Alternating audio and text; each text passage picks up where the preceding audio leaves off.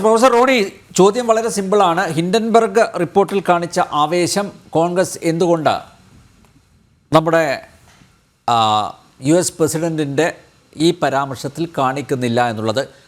ഒരന്വേഷണം, ഒരു വിശദമായ അന്വേഷണം ഇപ്പോൾ വിദേശകാര്യ മന്ത്രാലയം പ്രഖ്യാപിച്ചിട്ടുണ്ട്. അതിനെ സ്വാഗതം ചെയ്യുന്നുണ്ടോ?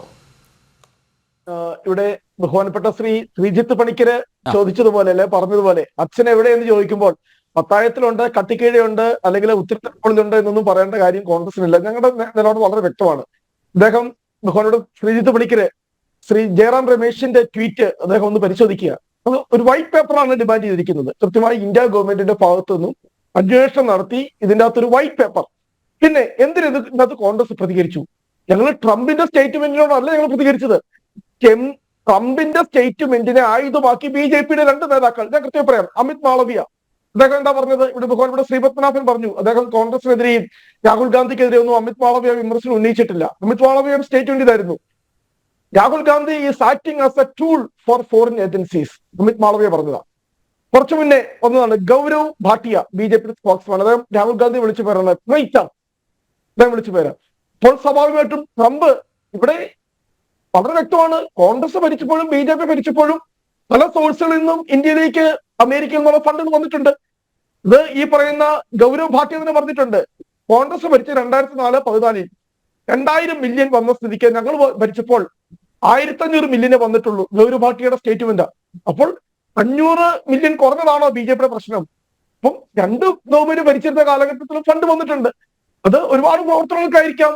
അത് ഇന്ത്യ ഗവൺമെന്റിന്റെ, ഇവിടെ പറഞ്ഞ പോലെ ബഹുമാനപ്പെട്ട ഇന്ത്യയുടെ പ്രധാനമന്ത്രി ഉൾപ്പെടെയുള്ള ആളുകൾ, അമിത്ഷാ ഉൾപ്പെടെ, അല്ലെങ്കിൽ ഈ പറയുന്ന നമ്മുടെ വിദേശകാര്യമന്ത്രി ജയശങ്കർ ഉൾപ്പെടെ, അല്ലെങ്കിൽ ഈ പറയുന്ന പീയൂഷ് ഗോയൽ ഉൾപ്പെടെ, അതൊന്നും ഞങ്ങൾ ആരോപിക്കുന്നില്ല. ഇവിടെ എന്തെങ്കിലും ഉത്സവ പ്രവർത്തനം നടത്താനാണെന്നോ BJPക്ക് ഫണ്ട് ഉണ്ടാക്കാനാണെന്നോ ഞങ്ങൾ ആരോപിക്കുന്നില്ല. ഇവിടെ ട്രംപ് പറഞ്ഞൊരു കാര്യത്തെ കോൺഗ്രസിന്റെ കടലിലേക്ക് വെച്ച് കിട്ടി, കോൺഗ്രസിന്റെ തലയിലേക്ക് വെച്ച് കിട്ടി. കോൺഗ്രസ് ഈ പറയുന്ന ഫണ്ട് മൊത്തം, അങ്ങനെയെങ്കിൽ ഞാൻ പറഞ്ഞല്ലോ, ഇവിടെ ഈ പറയുന്ന ട്രംപിന്റെ വാചകം കടമെടുത്താൽ, അല്ലെ ഇപ്പോൾ പറയുന്ന BJP നേതാക്കളുടെ വാചകങ്ങൾ കടമെടുത്താൽ, ഒരു ഗവൺമെന്റിനെ അട്ടിമറിക്കാൻ വേണ്ടി അമേരിക്കൻ പണം ഉപയോഗിച്ചിട്ടുണ്ടെങ്കിൽ അത് മൻമോഹൻ സിംഗ് ഗവൺമെന്റിനെ അട്ടിമറിക്കാൻ വേണ്ടിയാ. വളരെ കൃത്യമായി തന്നെ 2010 മുതൽ 2012 വരെയാണ് ഖുറേഷി ചീഫ് ഇലക്ഷൻ കമ്മീഷണർ ആയിരുന്നത്. ആ 2011 ഇന്ത്യ അഗേൻസ്റ്റ് കറപ്ഷൻ എന്ന് പറയുന്ന മൂവ്മെന്റ് ഉണ്ടാകുന്നത് അണ്ണാ ഹസാരയുടെ നേതൃത്വത്തിൽ.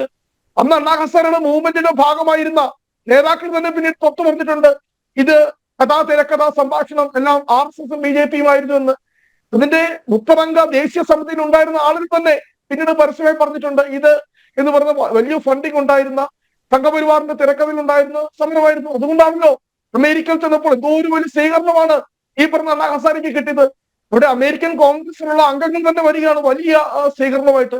അപ്പോൾ ഞാൻ പറഞ്ഞു വരുന്നത്, ഇപ്പോൾ അവർ ട്രംപ് ഭരണകൂടം ഒരു തീരുമാനം എടുത്തു, ഇന്ത്യയിലേക്ക് ഉൾപ്പെടെയുള്ള ഈ ഫണ്ടിങ് വേണ്ട, USAIDന്റെ ഫണ്ടിങ് വേണ്ട, ആയിക്കോട്ടെ, അത് അവരുടെ തീരുമാനം. അവര് കൊടുക്കോ കൊടുക്കാതിരിക്കുവോ? ഈ പറയുന്ന ശ്രീജിത്ത് പണിക്കർ പറഞ്ഞ മൊസാംബിക്കിലും ആഫ്രിക്കയിലും ഇന്ത്യയിലും ബംഗ്ലാദേശിലും അത് അവരുടെ ഇഷ്ടം. പക്ഷെ അതിനെ എന്തിനാണ് കോൺഗ്രസിന്റെ തലയിലേക്ക് വെച്ച് കിട്ടുന്നത്? അതാണ് ഞങ്ങൾക്ക് എന്തിനാണ് വഴിയെ പോകുന്നത് എല്ലാം എടുത്ത് ഈ അമിത് മാളവിയയ്ക്ക് ഒരു പ്രശ്നമാണ്.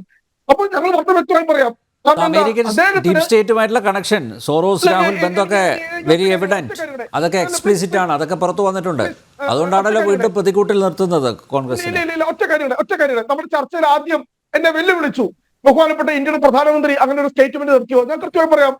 2015 നവംബർ മാസം 19 ചൈനയിലെ ഷാങ്ഹായിൽ വെച്ചാണ്, വേറെ ഇന്ത്യ ഫ്രണ്ട്ലി ആയിട്ടുള്ള രാജ്യത്തൊന്നുമില്ല, ചൈനയിലെ ഷാങ്ഹായിൽ വെച്ച് ബഹുമാനപ്പെട്ട ഇന്ത്യയുടെ പ്രധാനമന്ത്രി മോദി പറഞ്ഞ വാചകം ഞാൻ വായിക്കാം. Indians were ashamed of being born in the country till a year ago. 2015 May മാസം 19 ബഹുമാനപ്പെട്ട ഇന്ത്യയുടെ പ്രധാനമന്ത്രി പറഞ്ഞതാ. അതിന് 2 വർഷം മുന്നേ 2013 സിയോളിൽ വെച്ചും അദ്ദേഹം സമാനമായിട്ടുള്ള ഒരു പരാമർശം നടത്തിയിട്ടുണ്ട്. അത് ഇന്ന് പബ്ലിക് ഡൊമൈനിലുണ്ട്, ആർക്ക് വേണമെങ്കിലും പരിശോധിക്കാം.